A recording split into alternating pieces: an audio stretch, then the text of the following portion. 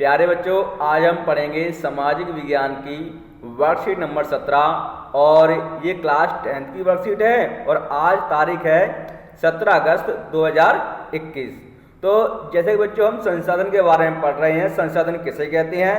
संसाधन हमारे जो पर्यावरण में जितनी भी वस्तुएं उपलब्ध हैं जो हमारी आवश्यकता की पूर्ति करती हैं उन्हें क्या कहते हैं? हम संसाधन कहते हैं।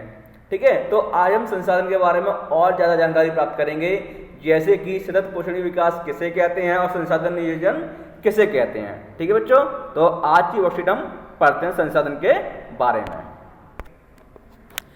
संसाधनों का ऐसा विवेकपूर्ण प्रयोग ताकि न केवल वर्तमान पीढ़ी की अपितु भावी पीढ़ियों की आवश्यकताएं भी पूरी होती रहें, सतत पोषणीय विकास कहलाता है।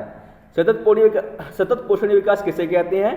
कि जो हमारे पास संसाधन है उसका उपयोग हम तो करें ही करें, साथ में हम उसका उपयोग इस तरीके से करें कि वो अभी नष्ट ना होकर हमारी आने वाली पीढ़ी के लिए भी इस्तेमाल में आती रहे, ऐसा हमें उपयोग उनका करना चाहिए। ये कहलाता है सतत पोषणीय विकास, ताकि हमारी आने वाली पीढ़ी भी उन संसाधनों का उपयोग कर सके। अगर हम उन्हें समाप्त कर देंगे तो हमारी आने वाली पीढ़ी संसाधनों का उपयोग नहीं कर पाएगी।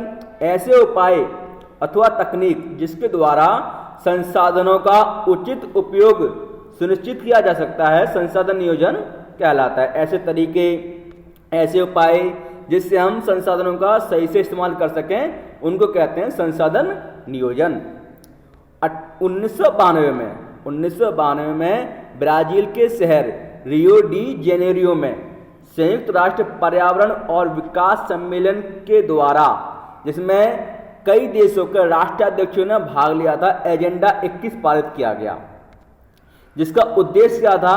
समान हितों, पारस्परिक आवश्यकताओं एवं सम्मिलित जिम्मेदारियों के अनुसार विश्व सहयोग के द्वारा पर्यावरण क्षति यानी कि पर्यावरण को नुकसान ना पहुंचाया जाए, गरीबी और रोगों से निपटारा किया जा सके, यानी गरीबी को दूर किया जा सके और रोगों से निपट सके। ऐसा कई देशों के राष्ट्राध्यक्षों ने उद्देश्य पारित किया था 1992 में ब्राजील के शहर रियो डी जेनेरियो में। ठीक है, और महात्मा गांधी ने कहा था, हमारे जो देश के राष्ट्रपिता कहे जाते हैं महात्मा गांधी जी, उन्होंने कहा था हमारे पास व्यक्ति की आवश्यकता पूर्ति के लिए बहुत कुछ है, लेकिन किसी के लालची संतुष्टि के लिए नहीं है। यानी कि हमारे पास संसाधन तो बहुत कुछ है जिनका हम उपयोग कर सकते हैं, परंतु लालची पूर्ति नहीं की जा सकती। हमारे पास पेट भरने के लिए तो बहुत कुछ है, लेकिन पेटी भरने के लिए नहीं है।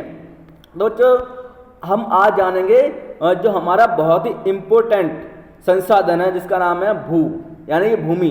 ठीक है, अधिकतर जितनी भी क्रिया होती हैं सारी कहाँ पर होती हैं? भूमि पर ही होती है। तो भूमि उपयोग के बारे में आज हम जानेंगे। भू उपयोग हम किस लिए करते हैं? वन के लिए करते हैं, यानी कि पेड़ पौधों के लिए करते हैं। ठीक है, जंगली जानवर उसमें रहते हैं और हमें प्राकृतिक वनस्पति भी वन के द्वारा प्राप्त होती है।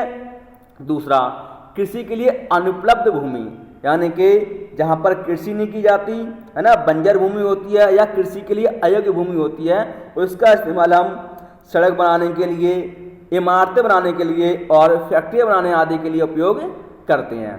प्रतिभूमि, जहाँ पर का नाम है एक वर्ष या उससे कम समय में खेती न की गई हो, उसे कहते हैं प्रतिभूमि।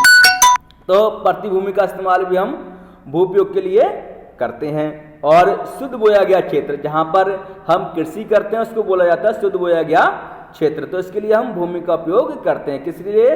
वन के लिए, कृषि के लिए अनुपलब्ध भूमि के लिए, प्रतिभूमि के रूप में, और प्रतिभूमि के अतिरिक्त अन्य कृषि योग्य भूमि, यानी कि वहाँ पर खेती की जाती है ना, उसके लिए हम भूमि का उपयोग करते हैं। और शुद्ध बोया गया क्षेत्र, एक साल के अंदर जो भी कृषि कार्य होते हैं उसमें जो भी शुद्ध निवल जो बोया गया क्षेत्र होता है उसको सकल कृषित क्षेत्र या शुद्ध बोया गया क्षेत्र कहते हैं। ठीक है, तो उसके लिए हम भूमि का उपयोग करते हैं। ठीक है, और इससे होता क्या है?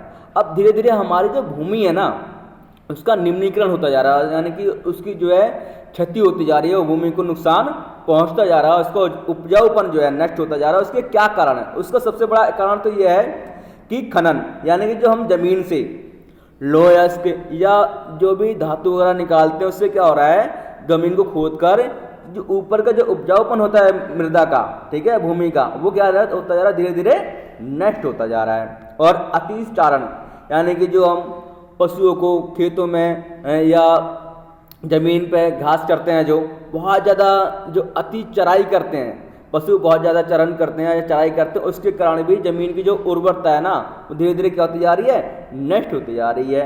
अति सिंचाई के द्वारा खेतों में जल के द्वारा सिंचाई की जाती है, बहुत ज़्यादा सिंचाई की जाती है, तो इससे क्या होता है कि जो ऊपर का जो उसका ह्यूमस है या उपजाऊपन है, धीरे धीरे भूमि का नष्ट हो जाता है। तो हमें अति सिंचाई नहीं करनी चाहिए और अति चराई भी नहीं करनी चाहिए, ठीक है। और जो हमारे फैक्ट्रियों का यानी कि उद्योगों का जो प्रदूषण निकल के बाहर आता है, नदियों के में जाता है या भूमि पर जाता है, जो भी औद्योगिक कचरा होता है या केमिकल होता है, उसके द्वारा भी भूमि का निम्नीकरण होता जा रहा है। और नेक्स्ट है वनोन्मूलन, यानी कि जो हम पेड़ों को काट रहे हैं, है ना, अपने उपयोग के लिए बहुत ज़्यादा पेड़ों को काटते जा रहे हैं, नुकसान पहुँचाते जा रहे हैं जंगलों को, है ना, और हमारे प्राकृतिक जो वन थे वो नष्ट होते जा रहे हैं। तो इससे भी क्या होता जा रहा है, भूमि का जो है निम्नीकरण बहुत ज़्यादा मात्रा में होता जा रहा है। पेड़ हमारे रक्षक हैं बरसात लाने में भी और भूमि को उपजाऊ बनाने में भी।